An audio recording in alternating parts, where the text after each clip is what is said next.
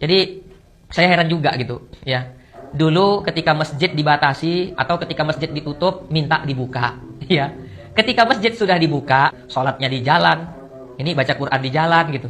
Dulu waktu ditutup teriak pemerintahan zalim, anti Islam, ya, anti syiar, anti dakwah, masjid ditutup-tutup. Setelah dibuka justru malah tidak diisi masjidnya. Cukup aneh ya.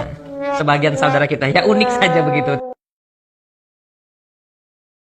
Setelah sholat di jalanan, sekarang ngaji di trotoar.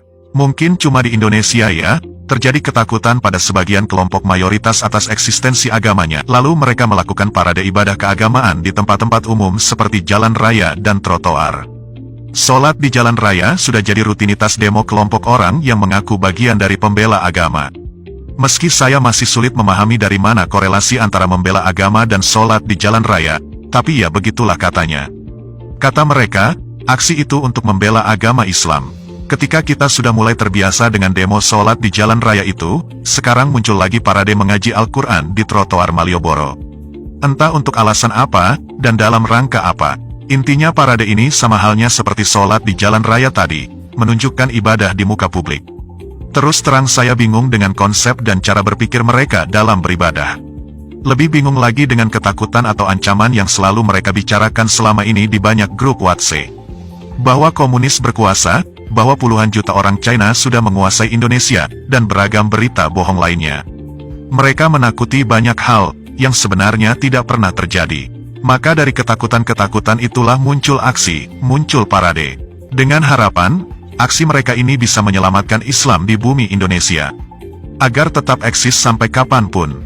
Meski sekali lagi, ketakutan mereka sejatinya tidak pernah ada.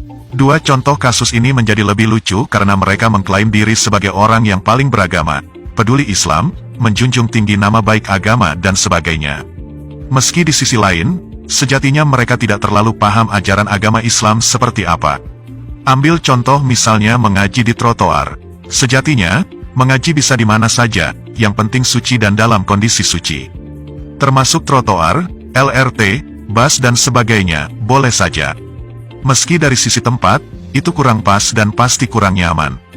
Karena konsentrasi gak akan terlalu fokus, sementara lingkungan sekitar juga kurang kondusif untuk mengaji atau membaca ayat-ayat suci yang mestinya penuh keheningan dan ketenangan. Karena jangankan ayat-ayat suci, yang merupakan firman Tuhan, untuk beberapa novel atau surat dari pacar saja, rasanya akan kurang nikmat kalau bacanya sambil duduk di trotoar atau tempat umum. Iya kan? Apalagi kitab suci Al-Quran. Dalam Islam, sebenarnya aturan-aturan ibadah itu sudah diatur sedemikian rupa. Meski dalam banyak kasus, dalam rangka menunjang aktivitas manusia, agama Islam memberi kelonggaran dan kemudahan sehingga di setiap sudut bumi ini, yang penting bersih, kering dan suci. Di sana kita bisa bersujud. Nah tapi, yang namanya kelonggaran atau rekomendasi, mestinya hanya bisa digunakan saat tak punya pilihan lain. Contoh, orang Jumatan di Jakarta memang ada yang sholat sampai di pinggir jalan raya. Karena kapasitas masjidnya kecil dan tak muat untuk menampung semua jamaah. Maka dalam kasus ini, sholat di pinggiran jalan adalah sebuah kelonggaran. Tapi kalau ada orang yang sengaja tidur di masjid, dan berniat untuk sholat di Monas, ini jelas sudah salah kaprah. Begitu pula dengan baca Al-Quran di trotoar Malioboro. Kalau niatnya dari rumah bawa Al-Quran, untuk janjian ngaji di trotoar, padahal banyak sekali masjid di sekitarnya bisa dipakai, ini jelas sudah tidak sesuai dengan tempatnya. Dan inilah yang membuat saya bingung. Umat mayoritas, masih beratraksi di muka publik, yang sebenarnya mayoritas kita sudah tahu. Jangankan yang muslim, yang non-muslim pun tahu Al-Quran seperti apa dan bagaimana sebagian ayat-ayatnya. Lah wong umat Islam di Indonesia kan sering kondangan. Kalau acara pembuka, kan selalu ngaji dulu. Belum lagi masjid-masjid di bulan Ramadan, riuh dengan suara ngaji. Dengan semua kelonggaran itu, nampaknya sebagian umat Islam masih merasa kurang. Masih belum cukup, sehingga sekarang mereka perlu untuk turun ke trotoar mempromosikan cara baca Quran. Nampaknya, selain mereka ketakutan untuk banyak yang sebenarnya tidak pernah terjadi, mereka juga merasa senang untuk hal-hal yang sebenarnya tidak menyenangkan.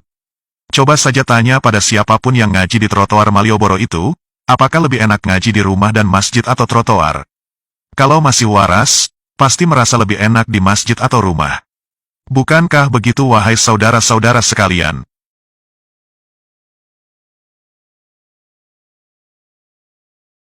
Jadi saya menghimbau kepada kita semua, mari sama kita isi ya rumah-rumah Allah Subhanahu wa taala